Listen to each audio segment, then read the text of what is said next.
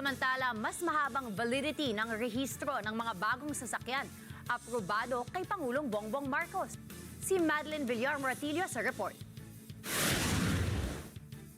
Magandang balita dahil inaprubahan ni Pangulong Ferdinand Marcos Jr. na palawigin sa 5 taon ang validity ng registration ng mga bagong sasakyan. Yan ay mula sa kasalukuyang 3 taon lamang. Nagkaroon po ng suggestion si Secretary Lopez na gawin na po yung mga new vehicle, ang registration ay imbes na 3 years, ay gawing 5 years. At ipakita po ng Secretary Lopez ang kagandahan po nito.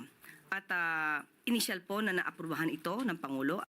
Ayon kay Palace Press Officer Undersecretary Claire Castro, inaasahan maglalabas ng memoranda ang Department of Transportation kaugnay ng expanded validity ng new motor vehicle registration kasunod na rin ang approval ng Pangulo. Sa pulong ni PBBM at Transportation Secretary Giovanni Lopez, inilatag rin ng kalihim ang update sa mga programa at proyekto na layong pagaanin ang pagbiyahe ng publiko. Kabilang narito ang rehabilitasyon ng train facilities ng MRT-3 Quezon Avenue Station, pagpapatupad ng cashless payments sa MRT-3 at nakatakdang paglulunsad ng cashless payment system sa LRT-1 at 2, gayon din ang pag-aayos ng iba pang dalian trains para magamit sa MRT-3.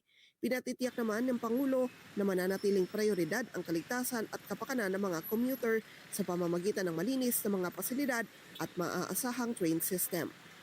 Madeline Villar Moratillo para sa Mata ng Agila. Matatag, matapang, matapat.